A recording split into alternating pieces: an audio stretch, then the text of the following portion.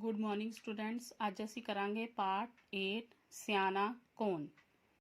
ਇਸ ਕਹਾਣੀ ਵਿੱਚ ਇੱਕ ਰਾਜੇ ਦੁਆਰਾ ਇੱਕ ਸਧਾਰਨ ਆਦਮੀ ਤੇ ਵਿਸ਼ਵਾਸ ਕਰਕੇ ਉਸ ਦੀ ਅਕਲ ਨੂੰ ਵਜ਼ੀਰਾਂ ਸਾਹਮਣੇ ਰੱਖ ਕੇ ਵਡਿਆਉਣ ਬਾਰੇ ਦੱਸਿਆ ਹੈ। ਕੋਈ ਵੀ ਬੰਦਾ ਖਾਨਦਾਨੀ ਸਿਆਣਾ ਨਹੀਂ ਹੁੰਦਾ, ਹਾਲਾਤ ਹੀ ਬੰਦੇ ਨੂੰ ਸਿਆਣਾ ਬਣਾਉਂਦੇ ਹਨ। ਇਸ ਵਿੱਚ ਦੱਸਿਆ ਗਿਆ ਹੈ ਇੱਕ ਰਾਜੇ ਨੇ ਸਧਾਰਨ ਆਦਮੀ ਤੇ ਵਿਸ਼ਵਾਸ ਕਰਕੇ ਉਸ ਦੀ ਅਕਲ ਸਾਹਮਣੇ ਰੱਖ ਕੇ ਵਜ਼ੀਰਾਂ ਨੂੰ ਦੱਸਿਆ ਹੈ ਕਿ ਕੋਈ ਵੀ ਬੰਦਾ ਪਰਿਵਾਰ ਜਾਂ ਖਾਨਦਾਨੀ ਸਿਆਣਾ ਨਹੀਂ ਹੁੰਦਾ, ਹਾਲਾਤ ਹੀ ਬੰਦੇ ਨੂੰ ਸਿਆਣਾ ਬਣਾਉਂਦੇ ਹਨ। ਇੱਕ ਪਿੰਡ ਵਿੱਚ ਇੱਕ ਆਦਮੀ ਰਹਿੰਦਾ ਸੀ। ਉਹ ਭਾਵੇਂ ਪੜ੍ਹਿਆ ਲਿਖਿਆ ਖਾਸ ਨਹੀਂ ਸੀ, ਪਰ ਸਿਆਣਾ ਬਹੁਤ ਸੀ। ਘਰ ਵਿੱਚ ਗਰੀਬੀ ਸੀ, ਇਸ ਲਈ ਉਹ ਨੌਕਰੀ ਦੀ ਭਾਲ ਵਿੱਚ ਇੱਕ ਰਾਜੇ ਕੋਲ ਪਹੁੰਚ ਗਿਆ। ਉਸ ਨੇ ਰਾਜੇ ਨੂੰ ਬੇਨਤੀ ਕੀਤੀ ਕਿ ਮੈਨੂੰ ਜੋ ਵੀ ਨੌਕਰੀ ਦਿੱਤੀ ਜਾਵੇਗੀ ਮੈਂ ਬੜੀ ਜ਼ਿੰਮੇਵਾਰੀ ਨਾਲ ਨਿਭਾਵਾਂਗਾ। ਰਾਜੇ ਨੇ ਉਸ ਨੂੰ ਇੱਕ ਬੜੀ ਸਧਾਰਨ ਜਿਹੀ ਨੌਕਰੀ ਤੇ ਰੱਖ ਲਿਆ। ਇੱਕ ਪਿੰਡ ਵਿੱਚ ਇੱਕ ਆਦਮੀ ਰਹਿੰਦਾ ਸੀ। ਉਹ ਭਾਵੇਂ ਪੜ੍ਹਿਆ ਲਿਖਿਆ ਨਹੀਂ ਸੀ, ਪਰ ਸਿਆਣਾ ਬਹੁਤ ਸੀ। ਘਰ ਵਿੱਚ ਉਸਦੀ ਗਰੀਬੀ ਸੀ, ਇਸ ਲਈ ਉਹ ਨੌਕਰੀ ਦੀ ਭਾਲ ਵਿੱਚ ਇੱਕ ਰਾਜੇ ਕੋਲ ਪਹੁੰਚ ਗਿਆ ਤੇ ਰਾਜੇ ਨੂੰ ਬੇਨਤੀ ਕੀਤੀ ਕਿ ਜੋ ਵੀ ਤੁਸੀਂ ਮੈਨੂੰ ਨੌਕਰੀ ਦੋਗੇ ਮੈਂ ਬੜੀ ਜ਼ਿੰਮੇਵਾਰੀ ਨਾਲ ਨਿਭਾਵਾਂਗਾ।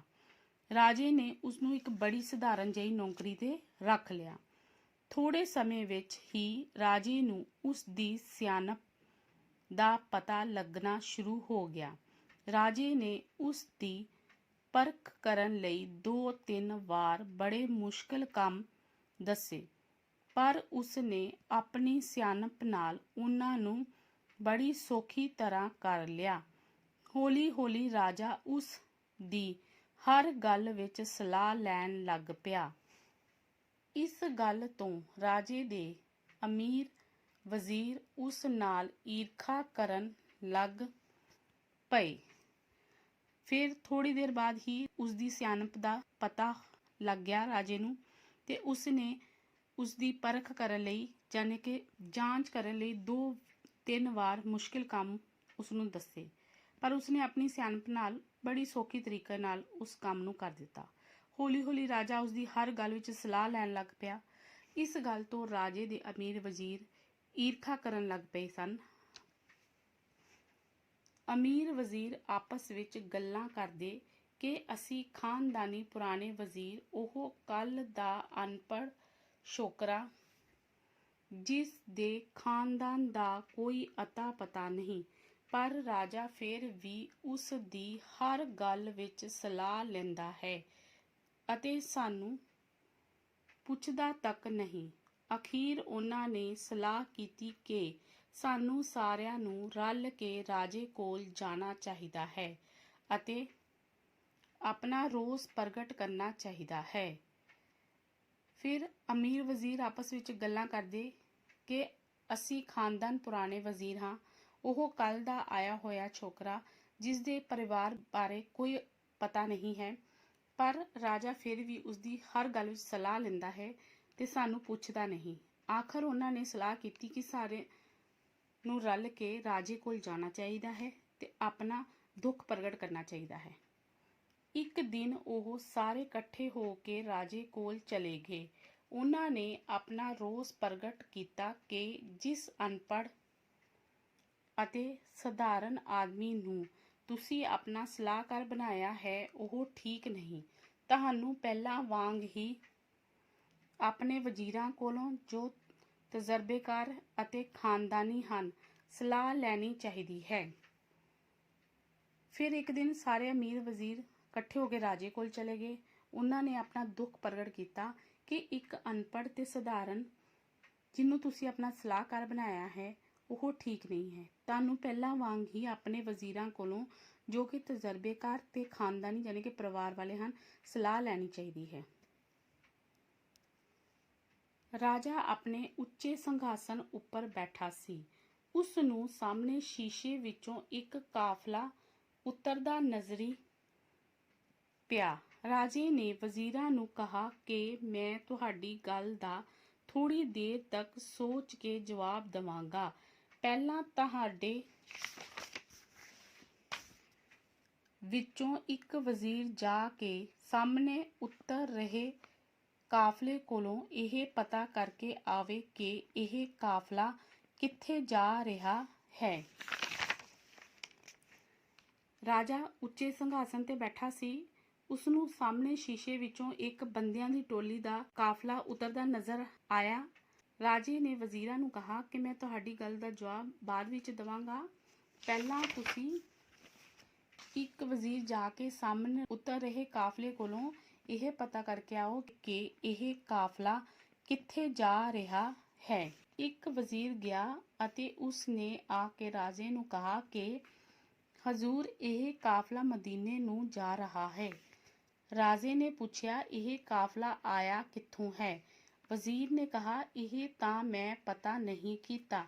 ਰਾਜੇ ਨੇ ਦੂਸਰੇ ਵਜ਼ੀਰ ਨੂੰ ਇਹ ਪਤਾ ਕਰਨ ਲਈ ਭੇਜਿਆ ਕਿ ਇਹ ਕਾਫਲਾ ਕਿੱਥੋਂ ਆਇਆ ਹੈ। ਦੂਸਰੇ ਵਜ਼ੀਰ ਨੇ ਪਤਾ ਕਰਕੇ ਦੱਸਿਆ ਕਿ ਹਜ਼ੂਰ, ਇਹ ਕਾਫਲਾ ਕਾਬਲ ਤੋਂ ਆਇਆ ਹੈ। ਰਾਜੇ ਨੇ ਪੁੱਛਿਆ, ਇਹ ਕਾਫਲਾ ਕਿੰਨੇ ਦਿਨ ਠਹਿਰੇਗਾ? ਵਜ਼ੀਰ ਨੇ ਕਹਾ, ਇਹ ਤਾਂ ਮੈਂ ਪਤਾ ਨਹੀਂ ਕੀਤਾ। ਰਾਜੇ ਨੇ ਤੀਸਰੇ ਵਜ਼ੀਰ ਨੂੰ ਇਹ ਪਤਾ ਕਰਨ ਲਈ ਭੇਜਿਆ ਕਿ ਇਹ ਕਾਫਲਾ ਕਿੰਨੇ ਦਿਨ ਠਹਿਰੇਗਾ। ਉਸ ਵਜ਼ੀਰ ਨੇ ਆ ਕੇ ਦੱਸਿਆ ਕਿ ਇਹ ਅੱਜ ਰਾਤ ਇੱਥੇ ਠਹਿਰਨਗੇ, ਕੱਲ ਦਿਨ ਚੜ੍ਹਦੇ ਹੀ ਇੱਥੋਂ ਰਵਾਨਾ ਹੋ ਜਾਣਗੇ। ਫਿਰ ਇੱਕ ਵਜ਼ੀਰ ਗਿਆ। ਉਸਨੇ ਰਾਜੇ ਨੂੰ ਕਹਾ, ਹਜ਼ੂਰ, ਇਹ ਕਾਫਲਾ ਮਦੀਨੇ ਨੂੰ ਜਾ ਰਿਹਾ ਹੈ। ਰਾਜੇ ਨੇ ਪੁੱਛਿਆ, ਇਹ ਕਾਫਲਾ ਕਿੱਥੋਂ ਆਇਆ ਹੈ? ਵਜ਼ੀਰ ਨੇ ਕਹਾ, ਇਹ ਤੇ ਮੈਂ ਪਤਾ ਹੀ ਨਹੀਂ ਕੀਤਾ। ਰਾਜੇ ਨੇ ਦੂਸਰੇ ਵਜ਼ੀਰ ਨੂੰ ਪਤਾ ਕਰਨ ਲਈ ਭੇਜਿਆ ਕਿ ਕਾਫਲਾ ਕਿੱਥੋਂ ਆਇਆ ਹੈ। ਦੂਸਰੇ ਵਜ਼ੀਰ ਨੇ ਪਤਾ ਕੀਤਾ, ਕਾਫਲਾ ਕਾਬਲ ਤੋਂ ਆਇਆ ਹੈ। ਰਾਜੇ ਨੇ ਪੁੱਛਿਆ, ਇਹ ਕਾਫਲਾ ਕਿੰਨੇ ਦਿਨ ਰੁਕੇਗਾ? ਵਜ਼ੀਰ ਨੇ ਕਹਾ, ਇਹ ਤੇ ਮੈਂ ਪਤਾ ਨਹੀਂ ਕੀਤਾ। ਰਾਜੇ ਨੇ ਫਿਰ ਤੀਸਰੇ ਵਜ਼ੀਰ ਨੂੰ ਪਤਾ ਕਰਨ ਲਈ ਭੇਜਿਆ, ਇਹ ਕਾਫਲਾ ਕਿੰਨੇ ਦਿਨ ਠਹਿਰੇਗਾ। ਉਸ ਵਜ਼ੀਰ ਨੇ ਆ ਕੇ ਦੱਸਿਆ ਕਿ ਇਹ ਅੱਜ ਰਾਤ ਇੱਥੇ ਠਹਿਰਨਗੇ, ਕੱਲ ਦਿਨ ਚੜ੍ਹਦੇ ਹੀ ਇੱਥੋਂ ਚਲੇ ਜਾਣਗੇ। ਰਾਜੇ ਨੇ ਪੁੱਛਿਆ, ਉਹਨਾਂ ਨੇ ਊਠਾਂ ਘੋੜਿਆਂ ਉੱਪਰ ਕਿਹੜੀ ਚੀਜ਼ ਲੱਦੀ ਹੋਈ ਹੈ? ਤੀਸਰੇ ਵਜ਼ੀਰ ਨੇ ਕਹਾ, ਇਹ ਤਾਂ ਮੈਂ ਪੁੱਛਿਆ ਹੀ ਨਹੀਂ। ਰਾਜੇ ਨੇ ਤਿੰਨੇ ਵਜ਼ੀਰ ਤੇ ਹੋਰ ਅਮੀਰ ਆਪਣੇ ਕੋਲ ਬਿਠਾ ਲਏ ਤੇ ਅਰਦਾਲੀ ਨੂੰ ਆਵਾਜ਼ ਦਿੱਤੀ ਕਿ ਉਸ ਸਧਾਰਨ ਆਦਮੀ ਨੂੰ ਬੁਲਾ ਕੇ ਲਿਆਓ। ਕੁਝ ਦੇਰ ਬਾਅਦ ਉਹ ਸਧਾਰਨ ਆਦਮੀ ਆ ਗਿਆ, ਜਿਸ ਬਾਰੇ ਸਾਰੇ ਅਮੀਰਾਂ ਵਜ਼ੀਰਾਂ ਨੇ ਸ਼ਿਕਾਇਤ ਕੀਤੀ ਸੀ। ਫਿਰ ਰਾਜੇ ਨੇ ਪੁੱਛਿਆ ਕਿ ਉਹਨਾਂ ਊਠਾਂ ਤੇ ਘੋੜਿਆਂ ਉੱਪਰ ਕਿਹੜੀ ਚੀਜ਼ ਲੱਦੀ ਹੋਈ ਹੈ। ਤੀਸਰੇ ਵਜ਼ੀਰ ਨੇ ਕਹਾ, ਇਹ ਤੇ ਮੈਂ ਪੁੱਛਿਆ ਹੀ ਨਹੀਂ। ਰਾਜੇ ਨੇ ਤਿੰਨੇ ਵਜ਼ੀਰ ਤੇ ਅਮੀਰ ਹੋਰ ਆਪਣੇ ਕੋਲ ਬਿਠਾ ਲਏ। ਫਿਰ ਸਧਾਰਨ ਆਦਮੀ ਨੂੰ ਬੁਲਾਉਣ ਲਈ ਕਹਾ। ਕੁਝ ਦੇਰ ਬਾਅਦ ਸਧਾਰਨ ਆਦਮੀ ਆ ਗਿਆ, ਜਿਸ ਬਾਰੇ ਅਮੀਰਾਂ ਵਜ਼ੀਰਾਂ ਨੇ ਸ਼ਿਕਾਇਤ ਕੀਤੀ ਸੀ। ਰਾਜੇ ਨੇ ਉਸ ਸਧਾਰਨ ਆਦਮੀ ਨੂੰ ਕਹਾ, ਜਾਓ ਅਤੇ ਪਤਾ ਕਰਕੇ ਆਓ ਕਿ ਇਹ ਕਾਫਲਾ ਕਿੱਥੋਂ ਆਇਆ ਹੈ। ਫਿਰ ਰਾਜੇ ਨੇ ਸਧਾਰਨ ਆਦਮੀ ਨੂੰ ਉੱਥੇ ਜਾ ਕੇ ਪਤਾ ਕਰਨ ਲਈ ਕਿਹਾ ਕਿ ਇਹ ਕਾਫਲਾ ਕਿੱਥੋਂ ਆਇਆ ਹੈ। ਥੋੜੀ ਦੇਰ ਬਾਅਦ ਉਹ ਸਧਾਰਨ ਆਦਮੀ ਆਇਆ ਅਤੇ ਰਾਜੇ ਨੂੰ ਕਹਿਣ ਲੱਗਾ, ਹਜ਼ੂਰ, ਇਹ ਕਾਫਲਾ ਕਾਬਲ ਤੋਂ ਆਇਆ ਹੈ ਅਤੇ ਮਦੀਨੇ ਨੂੰ ਜਾ ਰਿਹਾ ਹੈ। ਕਾਫਲੇ ਵਿੱਚ ਕੁੱਲ 50 ਲੋਕ ਹਨ। ਉਹਨਾਂ ਕੋਲ 25 ਘੋੜੇ ਅਤੇ 25 ਊਠ ਹਨ। ਉਹਨਾਂ ਨੇ ਘੋੜਿਆਂ ਅਤੇ ਊਠਾਂ ਉੱਪਰ ਸੁੱਕੇ ਮੇਵੇ ਲੱਦੇ ਹੋਏ ਹਨ। ਉਹ ਅੱਜ ਰਾਤ ਇੱਥੇ ਆਰਾਮ ਕਰਨਗੇ ਅਤੇ ਸਵੇਰੇ ਦਿਨ ਚੜ੍ਹਦੇ ਹੀ ਮਦੀਨੇ ਲਈ ਰਵਾਨਾ ਹੋ ਜਾਣਗੇ। ਇਹ ਸਾਰਾ ਕੁਝ ਦੱਸ ਕੇ ਉਹ ਚਲਾ ਗਿਆ। ਥੋੜੀ ਦੇਰ ਬਾਅਦ ਉਹ ਸਧਾਰਨ ਆਦਮੀ ਵਾਪਸ ਆ ਗਿਆ ਤੇ ਰਾਜੇ ਨੂੰ ਕਹਿਣ ਲੱਗਾ, ਹਜ਼ੂਰ, ਇਹ ਕਾਫਲਾ ਕਾਬਲ ਤੋਂ ਆਇਆ ਹੈ, ਮਦੀਨੇ ਨੂੰ ਜਾ ਰਿਹਾ ਹੈ। ਕਾਫਲੇ ਵਿੱਚ ਕੁੱਲ 50 ਲੋਕ ਹਨ। ਉਹਨਾਂ ਦੇ ਕੋਲ 25 ਘੋੜੇ ਤੇ 25 ਊਠ ਹਨ। ਉਹਨਾਂ ਨੇ ਘੋੜਿਆਂ ਤੇ ਊਠਾਂ ਉੱਪਰ ਸੁੱਕੇ ਮੇਵੇ ਲੱਦੇ ਹੋਏ ਹਨ। ਉਹ ਅੱਜ ਰਾਤ ਇੱਥੇ ਆਰਾਮ ਕਰਨਗੇ ਤੇ ਸਵੇਰੇ ਦਿਨ ਚੜ੍ਹਦੇ ਹੀ ਮਦੀਨੇ ਲਈ ਰਵਾਨਾ ਹੋ ਜਾਣਗੇ। ਇਹ ਸਾਰਾ ਕੁਝ ਦੱਸ ਕੇ ਉਹ ਚਲਾ ਗਿਆ। ਉਸ ਦੇ ਜਾਣ ਤੋਂ ਬਾਅਦ ਰਾਜੇ ਨੇ ਆਪਣੇ ਸਿਆਣੇ ਵਜ਼ੀਰਾਂ ਨੂੰ ਕਹਾ, ਦੇਖੋ, ਉਹ ਆਦਮੀ ਇੱਕੋ ਵਾਰੀ ਜਾ ਕੇ ਸਾਰੀਆਂ ਗੱਲਾਂ ਦਾ ਪਤਾ ਕਰ ਆਇਆ ਹੈ। ਜਦ ਕਿ ਤੁਸੀਂ ਉਹੀ ਗੱਲ ਪਤਾ ਕਰਕੇ ਆਏ ਜਿਹੜੀ ਤੁਹਾਨੂੰ ਕਹੀ ਗਈ। ਤੁਸੀਂ ਇੱਕ ਗੱਲ ਤੋਂ ਵੱਧ ਜਾਣਨ ਦੀ ਕੋਸ਼ਿਸ਼ ਹੀ ਨਹੀਂ ਕੀਤੀ। ਹੁਣ ਤੁਸੀਂ ਆਪ ਹੀ ਦੱਸੋ ਕਿ ਮੈਂ ਸਿਆਣਾ ਕਿਸ ਨੂੰ ਸਮਝਾਂ। ਇਸ ਵਿੱਚ ਰਾਜੇ ਨੇ ਆਪਣੇ ਸਿਆਣੇ ਵਜ਼ੀਰਾਂ ਨੂੰ ਕਹਾ, ਦੇਖੋ ਉਹ ਆਦਮੀ ਇੱਕੋ ਵਾਰੀ ਜਾ ਕੇ ਸਾਰੀਆਂ ਗੱਲਾਂ ਦਾ ਪਤਾ ਕਰ ਆਇਆ ਹੈ। ਤੁਸੀਂ ਉਹੀ ਗੱਲ ਪਤਾ ਕਰਕੇ ਆਏ ਜਿਹੜੀ ਮੈਂ ਤੁਹਾਨੂੰ ਕਹੀ ਸੀ। ਤੁਸੀਂ ਇੱਕ ਗੱਲ ਤੋਂ ਵੱਧ ਜਾਣਨ ਦੀ ਕੋਸ਼ਿਸ਼ ਨਹੀਂ ਕੀਤੀ। ਹੁਣ ਤੁਸੀਂ ਦੱਸੋ ਕਿ ਮੈਂ ਸਿਆਣਾ ਕਿਸ ਨੂੰ ਸਮਝਾਂ। ਰਾਜੇ ਦੀ ਗੱਲ ਸੁਣ ਕੇ ਸਾਰੇ ਅਮੀਰਾਂ ਵਜ਼ੀਰਾਂ ਦੇ ਸ਼ਰਮ ਨਾਲ ਸਿਰ ਨੀਵੇਂ ਹੋ ਗਏ।